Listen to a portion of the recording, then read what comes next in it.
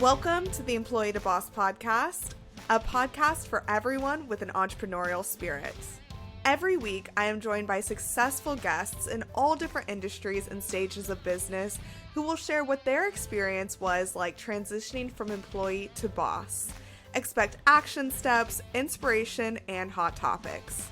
This is a resource for you if you're wanting to start a business, go all in on your side hustle, get to the next level in your thriving business, or just hear what it's like taking the leap to becoming your own boss.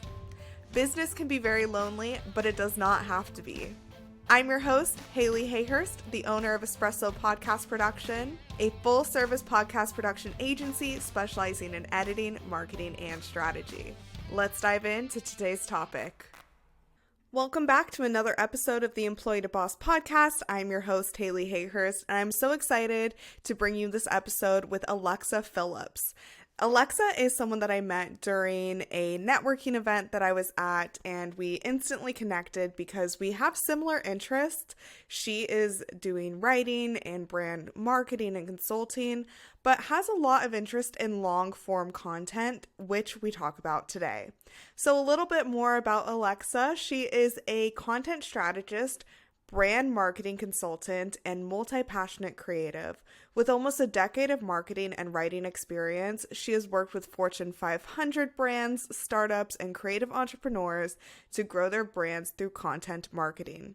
She's the founder and chief brand architect at Bright Eyes Creative, a creative studio that helps businesses create content-driven brand experiences.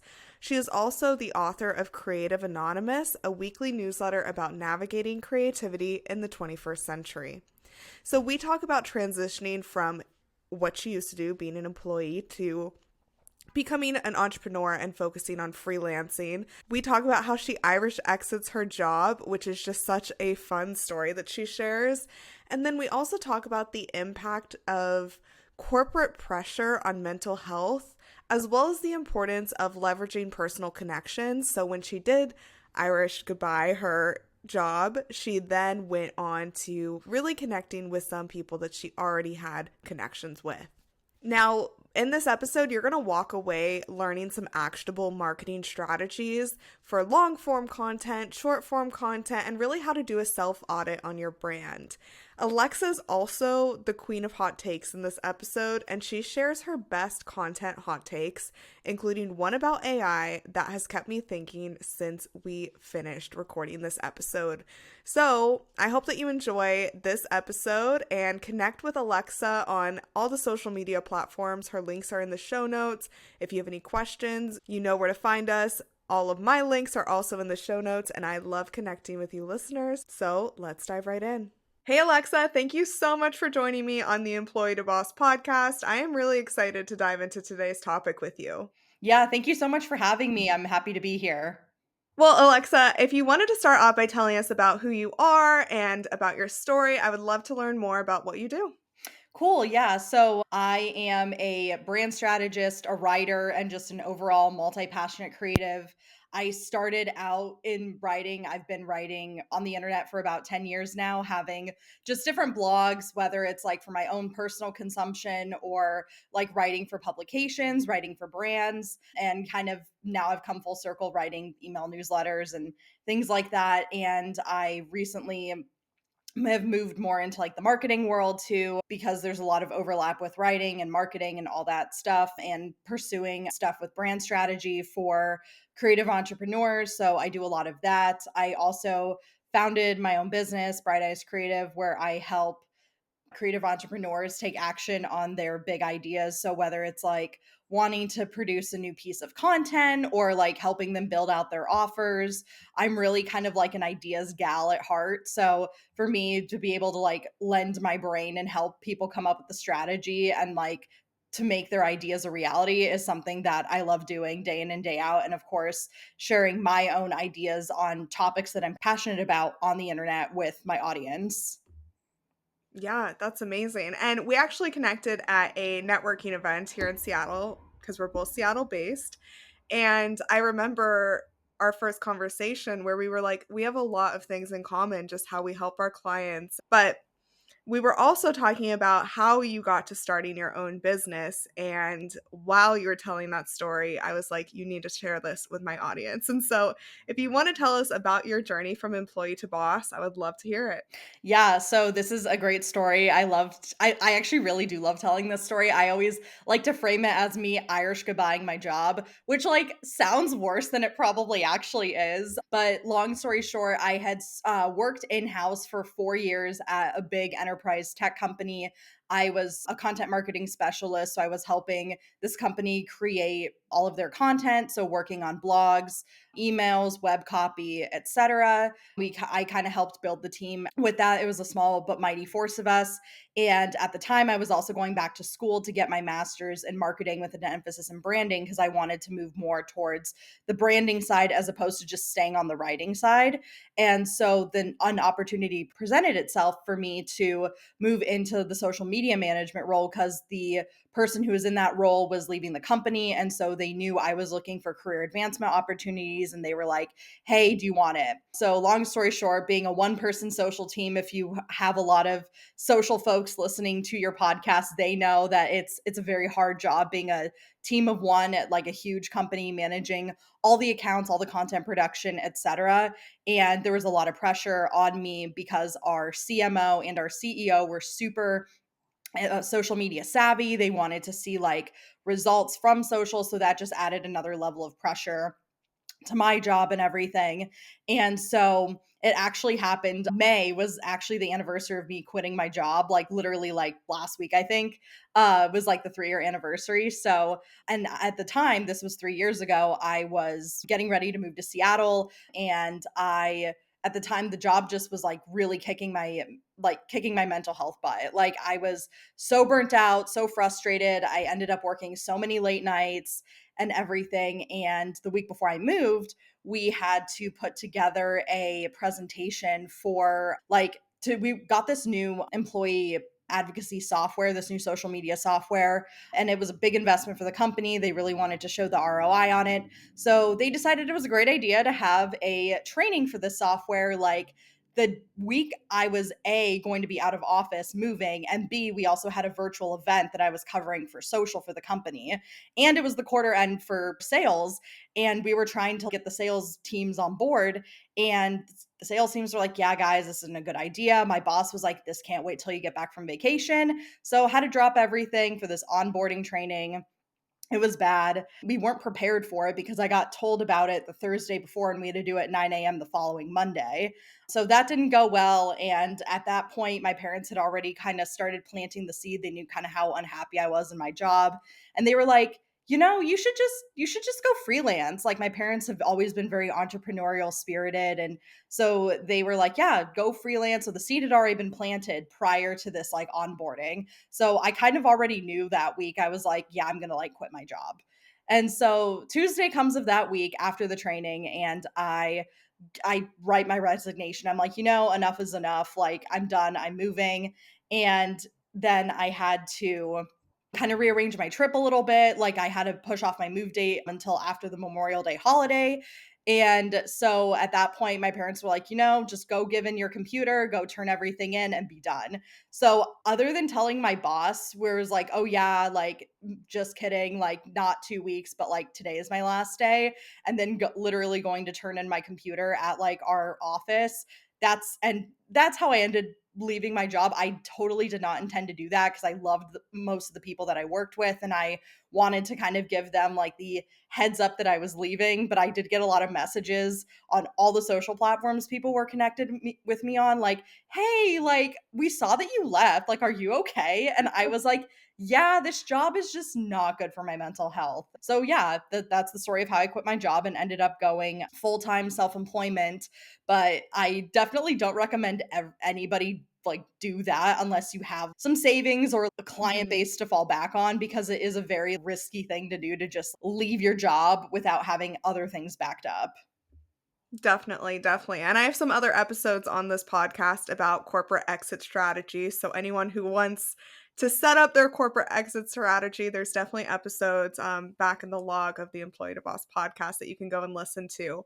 But I love that you kind of just bit the bullet and went for it because for anyone who hasn't worked in corporate in social as a one person team, like you have to meet with everyone, all the different teams. You have to create the company voice and match it with every single post. And that is a lot of work. But congratulations on your 3 years of self employment. That is an incredible achievement. Yeah, I know. Yeah, I've had my business actually for like 7 years, but it started as a side hustle while I was trying to find a full-time job, and then I just kind of kept it on the side with the goal of going full-time at some point. That was like my big career goal, and I thought I was going to have to be like in my 30s with like Mm. 10 or 15 years of experience, and I was able to like leave before I turned 30, which was like a huge incredible accomplishment. And so now I'm like, yeah, now what? Like what's the Yeah. next goal I'm going to strive for, because I really just reached that big career goal that I had for myself. Yeah, no, that's amazing. And hitting those goals early is just such a big achievement in itself. So, congratulations on that. So, once you Irish goodbye and you left, what was the next step you took to actually be like, okay, I need to make money? Well, I at What the time happened I next? had one client on my roster, and thankfully I was living at home at the time. I was kind of in between when my lease ended and when I was moving, and so I had a ton of money saved, which honestly was helpful because Seattle's not the cheapest city, and like moving's not the cheapest thing to do.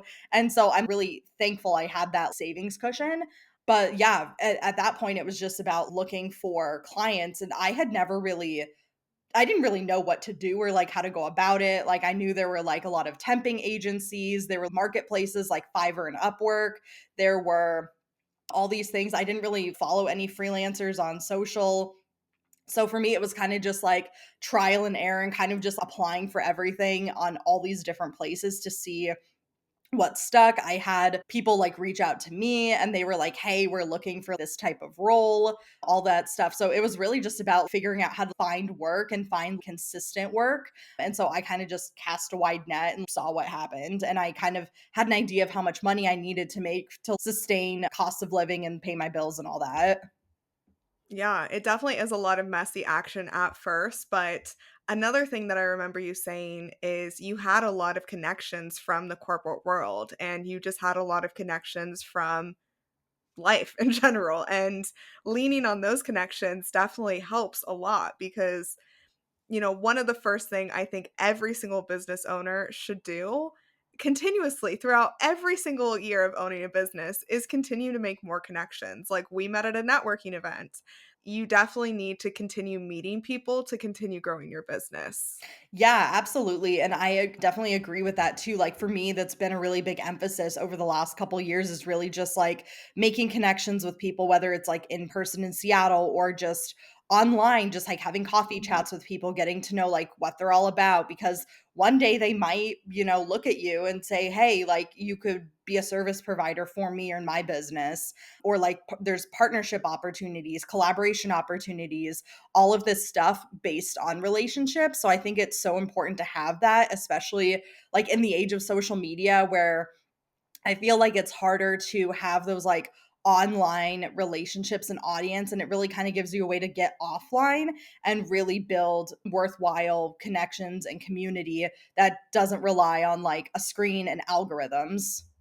Mhm. Totally, totally. I mean, some of the people that I've met in person or virtually, I'm like, What happened to them?" And I see they're posting every day, but they don't come up on my on my feed. So definitely having those personal connections is really important. And on the theme of social media, because you have this background in it and you're a great writer, I'm curious if you can tell us a little bit about how you started marketing yourself as a freelancer, back in the beginning and maybe some tips on, like, building your brand voice. Yeah. So, I mean, there's probably so many other folks listening to this podcast and who you've interviewed who probably know this a lot better than I do. Cause marketing for me has always it's kind of like been a trial and error thing for my own business.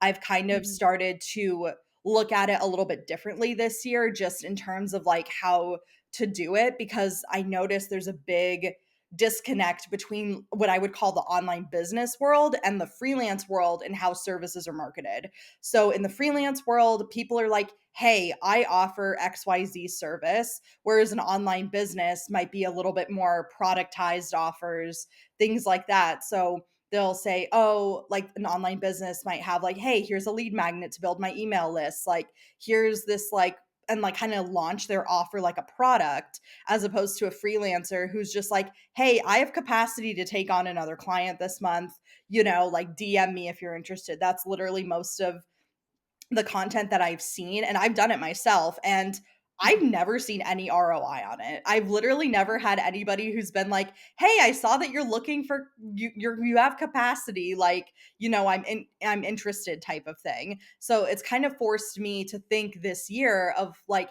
how can I change that? Because what I've been doing the last few years has not been working. And I think that's like something to recognize as a business owner is, yeah, just because it like maybe works for other people in your industry or in your niche doesn't mean it might necessarily work for you and like what you want out of your business. So for me, I'm kind of revisiting like marketing and trying some different things, like maybe like doing more like visibility stuff like podcast tours, or doing more like flyers or collaborations, partnerships, like you name it, just different marketing tactics. That's not just like saying I have capacity on social media.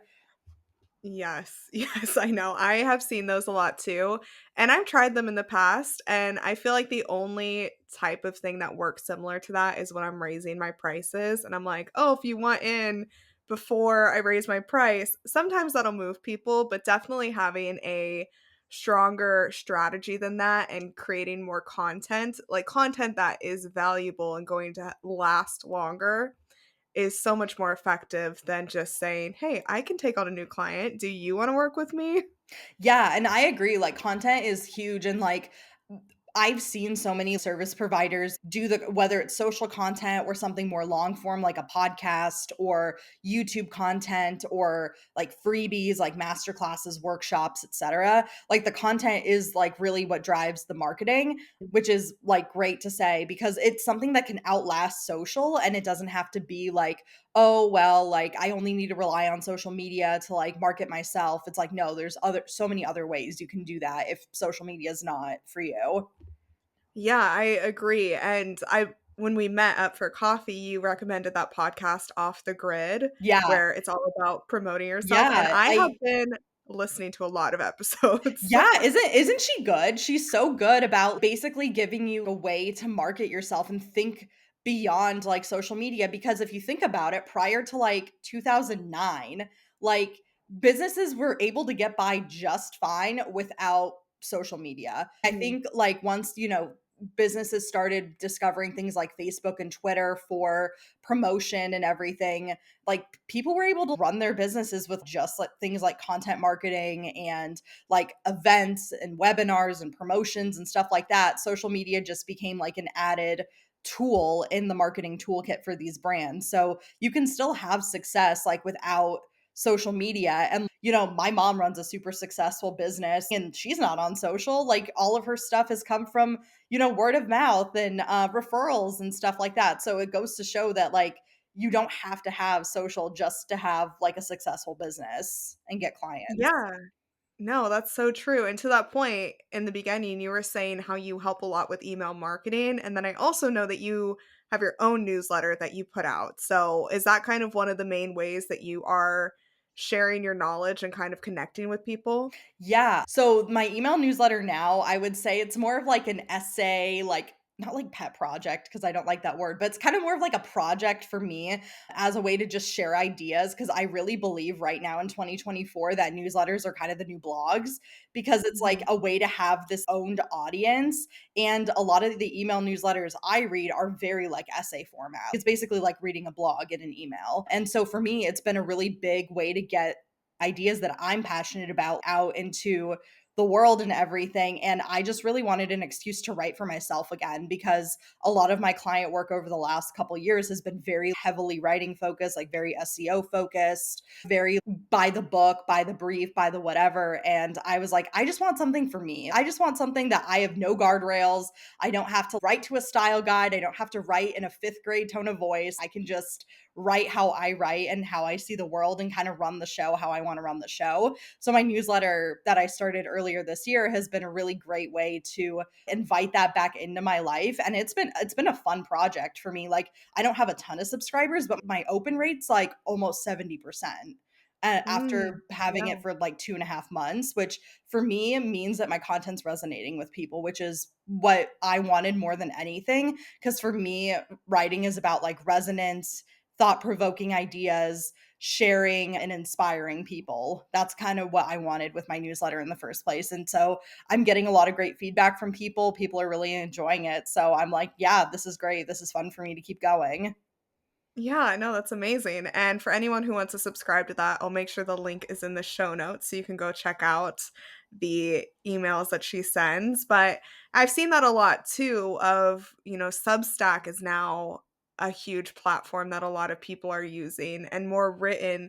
I have a lot of clients that are authors, so I feel like I'm more in the written space as well. And, podcasting is in a way it's audio, but it does have a lot of like written aspects to it. And so I think that's super interesting. And I would love to hear, you know, who are you working with now? I know that you have a corporate background and you do have like some corporate contracts, but I know you also work with creative entrepreneurs, and I would love to hear more about how you support them. Yeah, so that's kind of the transition I'm really working on right now is kind of taking everything that I've done for these like big enterprise corporate companies and like really bringing that knowledge and skill to creative entrepreneurs, the solopreneurs who are running their own business, or maybe they have like a small team that they support and really are like these service providers, because I feel like there's a lot more impact there than it is. I feel like when you bring in a freelancer for a huge company, big Fortune 500 company, the work impact gets lost. Like, it gets lost in the sauce. Like, you're contracted to do one thing, and then they change their mind. They're like, oh yeah, we're actually not focusing on that anymore, and like we've pivoted directions, and or oh, we have like 15 rounds of edit, so the work doesn't even sound like you wrote it anymore. And so your impact kind of gets lost in the sauce a little bit. And so I want to bring more impact to people. And I know as creative service providers, we are so hesitant to bring on other people in our business. Like, we don't want to outsource. And so the fact that when people are like, yeah, I want to outsource this to somebody and hire somebody to do that, like, you're trusting somebody like with your business and trusting that this investment that you're going to make is going to pay off. And that was something that I was like thinking about in like this new iteration of my business that I'm working on building, is really just what does that impact look like, and who do I want to help, and who do I want to make the most impact for? And it's not to say I would never like work with a company again. It's just I want to shift the focus to drive more impact for the people I'm working with.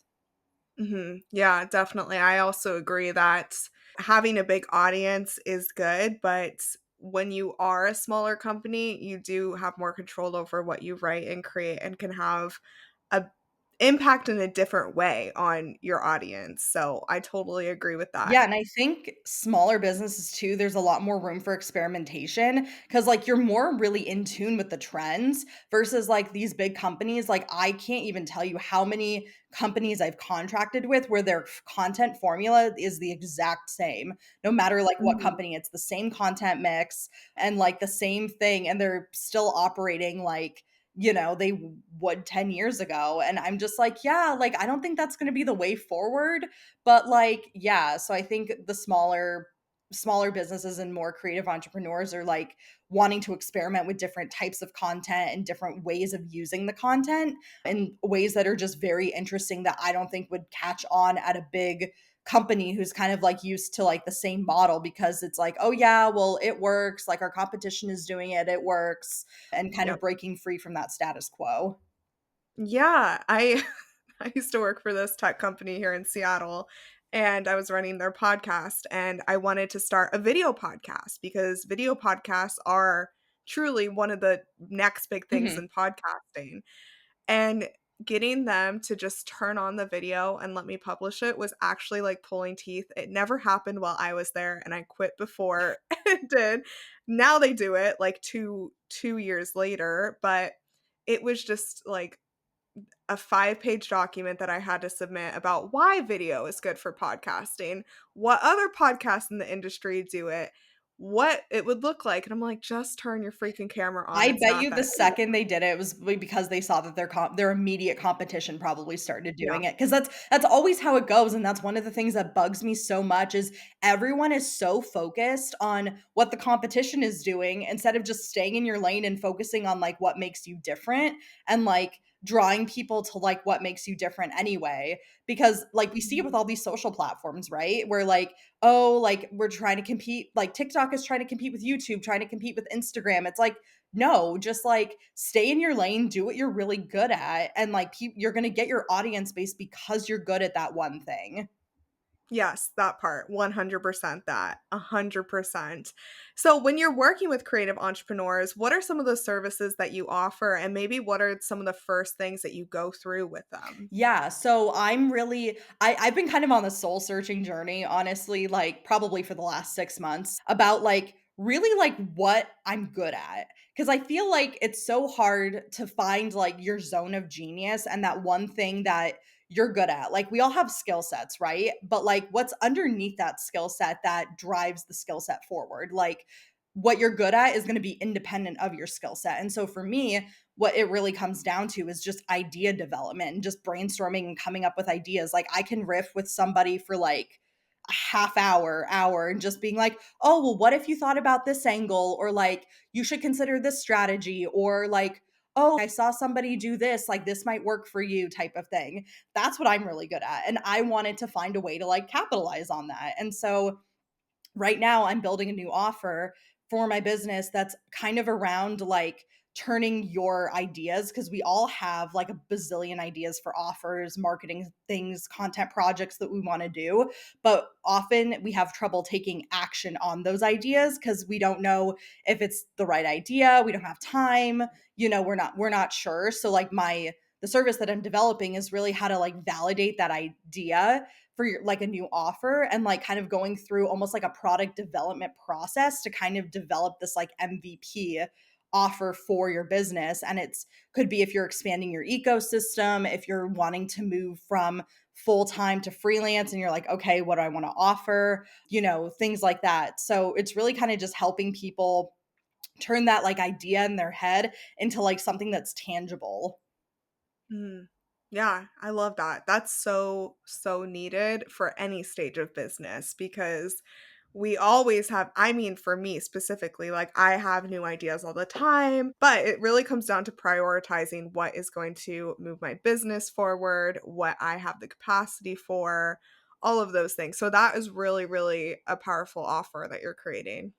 Yeah, thank you. Yeah, and that's the thing too. It's like we have so many competing priorities. We want to do everything now, but we're like, okay, like we don't have time to do this now. And oh, this isn't like actually moving us towards our vision of like what we want for our business. So I feel like there's so many times where we will undergo certain activities and do certain things that we end up regretting doing because we're like, why did we even do this? Like this isn't like actually what I want because we don't Mhm. take the time I think to like validate and kind of figure out like okay is this in alignment with what I see my business where I see my business going in the future.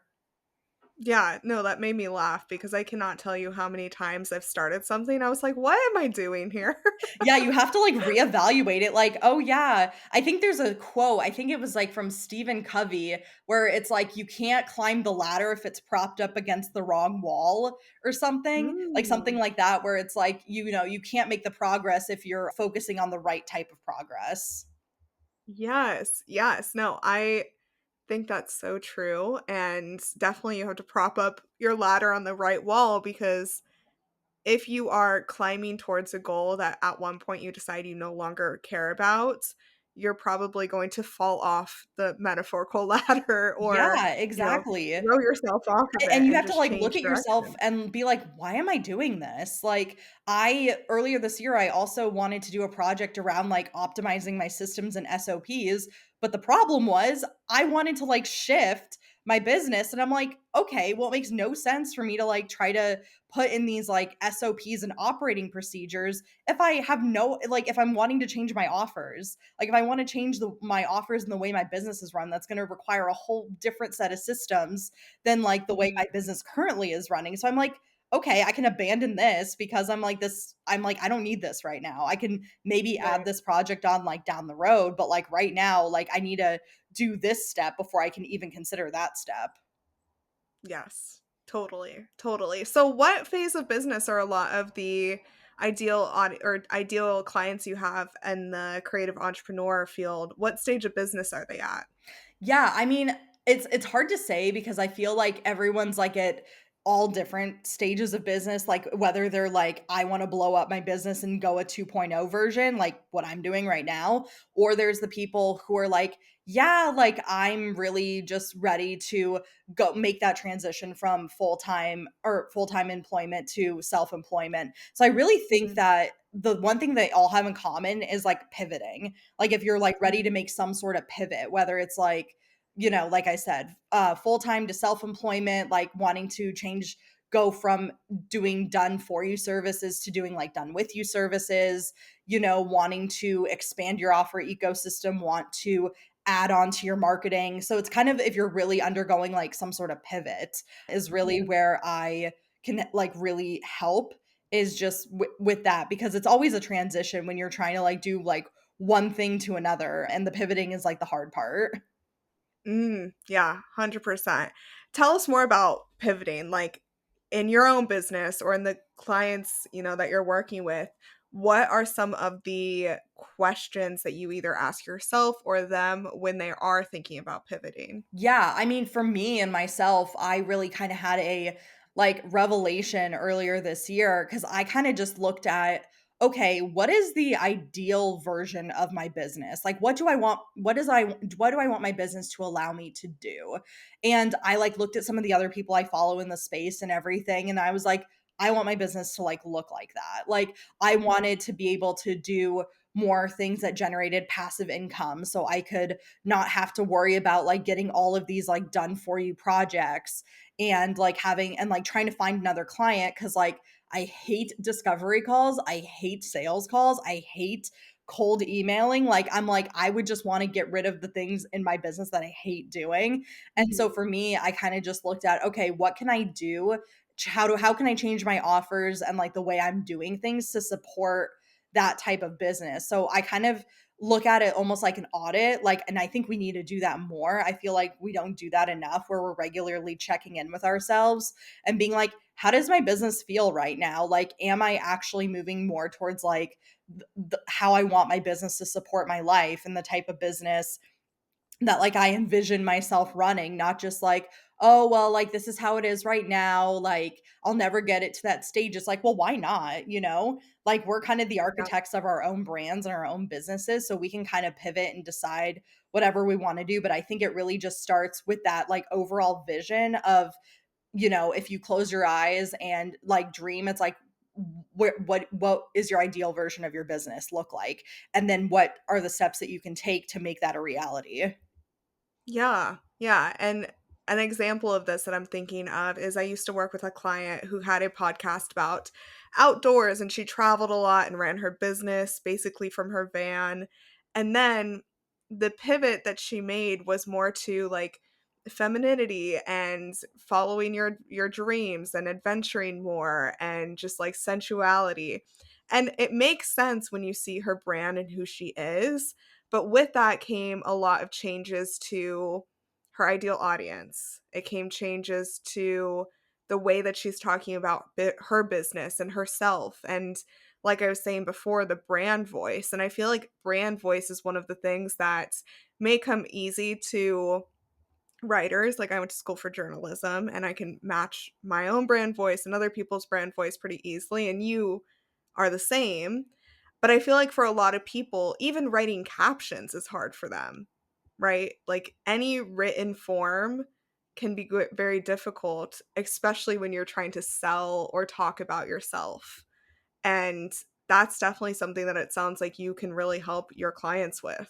Yeah, and it's really kind of just honing into really like what your zone of genius is. Like I can talk to people for like 5, 10, 15 minutes, kind of get an understanding of like what they're passionate about and like what the hook is kind of like I had a coffee chat, like it was before you and I had met, and it was with somebody else I had met at a networking event, and I could like I was talking to her, we talked for like an hour, and I immediately was like, yeah, I know exactly like who your audience is, like what you care about, like what your mission is. So I think being Mhm. able to like pull that information out is like really important too, because that kind of helps drive your brand voice and your point of view and your perspective, because it's like, here are the people I want to serve, and here's like how I can serve them in the best way possible. And I think it's like really hard, like I said, to pull out that like zone of Mhm. genius, like how you can really use who you are and your skill set to like help people and really kind of do it in a way that's like really unique in your industry based on your experiences.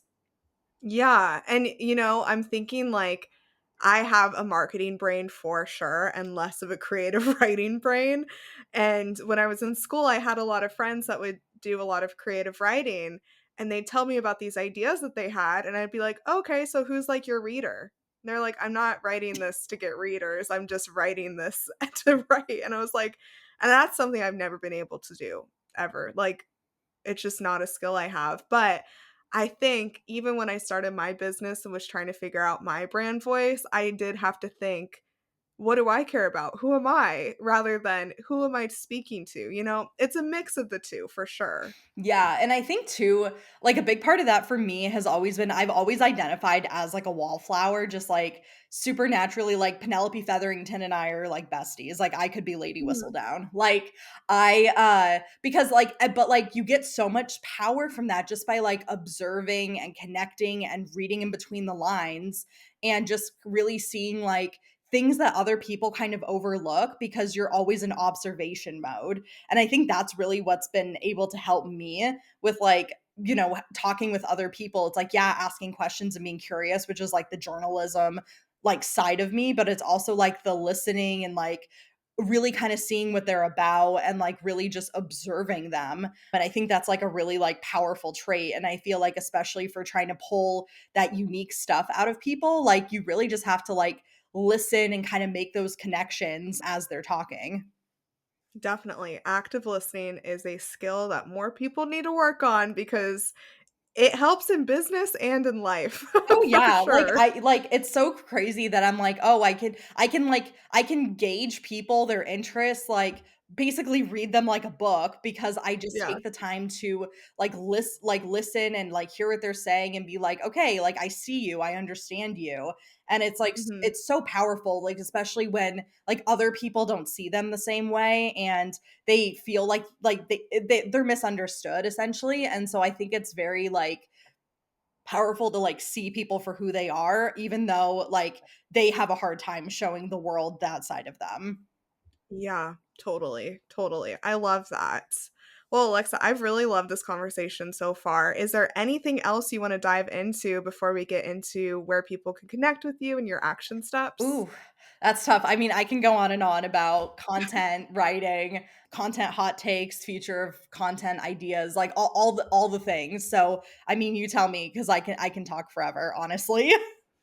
Yeah, let's hear some of your content hot takes. Okay. Probably my biggest one, and everyone can come after me for this, is I think we're in such an era of like gamification right now where like Mm, the only way to like actually get your stuff in front of audiences is if you gamify it. Like whether it's like SEO, like SEO is totally a gamification. Google makes the rules. We all just have to play it with them. And if you don't play it with Google's rules, obviously you're not going to get ranked. Same thing with the social media algorithms. So it's hard if you're naturally like not inclined to play the game like I'm not. Like I hate that we're in this like gamified like world right now, and like that the people who really do find the success are the ones who like just know how to play the game, and it's so frustrating, to do that. So that's like one of my hot takes. Like I personally think that AI is going to destroy SEO content also, yeah. because you can literally ask ChatGPT the same question you would get if you search something in Google. So I really think that's going to kind of change the way that content is going to be written and viewed, especially with brands who maybe for the last like 10-ish years have really emphasized like we need to invest in SEO, we need to like do all this. Now it's going to be like, oh, well, how can we actually make our content like unique and interesting because, the nature of search has changed. So I think that's going to present a challenge to maybe bring back more of like that journalistic, like storytelling type of content that I feel like we've lost because of this like SEO craze that we've had. And yeah, SEO content is really not my favorite. I know the purpose of it, but I feel like if a brand is focusing on SEO content, like it doesn't tell us anything about this company. Like it literally, like Shopify, for example, like their SEO content, it doesn't tell us anything about like like why you should post your store on Shopify. It's just saying, oh, well, Shopify is like a dominant authority in the e-commerce space, But again, it's all gamified because they have that domain authority, like they have a really big presence and everything. So yeah, they're going to rank like at the top of Google because of all those factors. So that's where I have the problem with stuff. But I'm excited to see what the future of content is going to be, especially like long form stuff, because it seems like these social platforms are also moving more towards long form stuff again. Like I think I saw like TikTok is experimenting with like 60-minute videos or something now and all that stuff. So we're kind of like the pendulum, I think, is swinging back a little bit more towards like the long form stuff versus like just relying on the short form like we have for the last, 3-4 years. Well, I love that for me specifically Right? in the Yeah, me too. podcast. I'm a long form content girly. Like I suck at making short form. Like Yeah. I'm starting to like try to do reels on my like business Instagram, and I'm like they just suck the life out of me because I'm like, this is so cringe. I don't like doing this and everything. So I'm all here for the long form content. Yeah, no, me too. And this will be separate from the tips that you give, the 3 action steps. But for anyone who's starting to create content that they want to last and grow their business, what do you recommend them doing? Ooh, that's a good question. I mean, I would just honestly first identify, I think everybody should have some sort of long form content piece in their mix, whether it's like a podcast, really a podcast, blog, or YouTube. That's really kind of the big Mhm. three areas.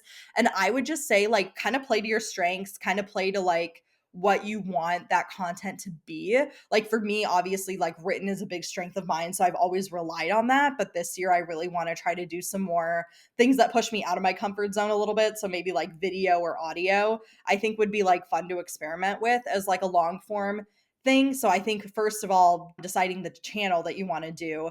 Secondly, kind of deciding like what you want to talk about and kind of creating like a story, like kind of like a story essentially of what you want to say on this channel. So obviously for your podcast Employee to Boss, it's like talking about people making that transition. So like what are you going to talk about on yours that's really different and like showing your point of view, and which goes into my third thing, which is really kind of what show your point of view. Like don't just be like, oh, I'm going to write just more SEO content, like what is a brand designer or what is that, but like show how your point of view can really just create some more interesting content and maybe go a couple levels deeper, talk about like the pain points that like your customers have, the things that you're seeing, the observations that you have, and just really have people get a sense of like, okay, like this person like knows what they're doing, knows what they're talking about, is interesting.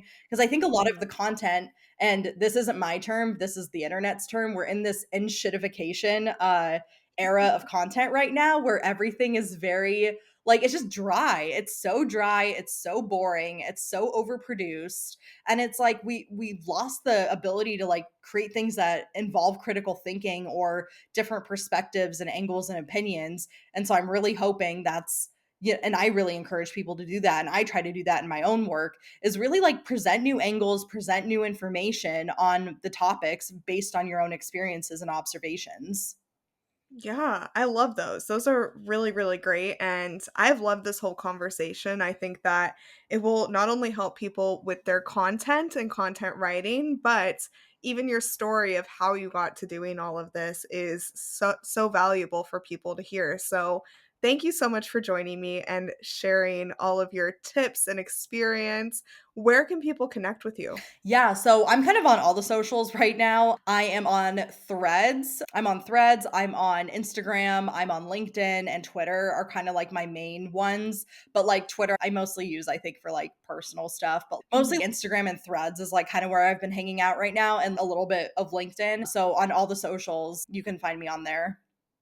Perfect. I will put all of those in the show notes. And the way I love to wrap up every episode is giving the audience 3 steps to take this week based on our conversation. So instead of listening and being like, okay, that was a good episode, let's challenge them with 3 things to do this week. What do you want to challenge them with? All right. So I think first is kind of just start becoming more observant of like your surroundings and just kind of, consuming more content, kind of like capturing ideas, like whip out your notes app, have a piece of paper next to you. And sometimes you're like, I wonder why this is. Or, hey, this is like an interesting perspective. Is anybody talking about this? Like, write that down because it's going to be like, really kind of the backbone of really developing an idea and really kind of writing a content piece is really just following the curiosity. And that's what I do a lot in my own work. I just ask what if and just kind of explore and see like how that works.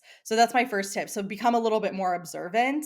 Secondly, I would say kind of do a brand audit of yourself and your business and say, hey, like, where am I at right now? Am I satisfied with where I'm at? Like, do I like my clients? Do I like, the way my business is being run right now? Do I like my services? And it might prompt you to want to make a change in your business. Like, if you're feeling burnt out, like it might not just be because of overwork, it might just be because of misalignment and that you're not really building a business that you're really aligning to and everything. So I would just say, like, take some time, do some reflection, do some auditing, and then see if you need to pivot anything in your business.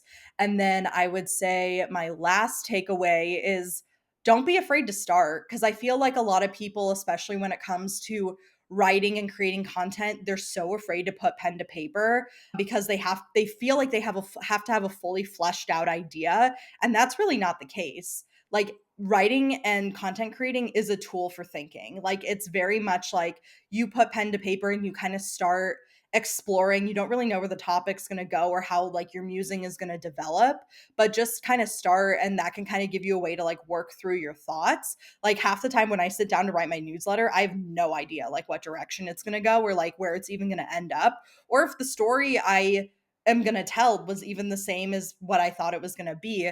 But because I just took the time to sit down and write that, it becomes like really powerful in kind of really discovering and making those connections that I otherwise wouldn't have. So don't wait to start writing. Use writing to kind of help you develop that idea.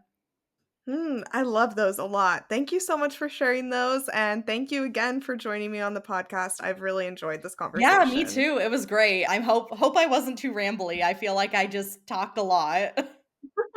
No, it was amazing. Thank you. Yeah, of course.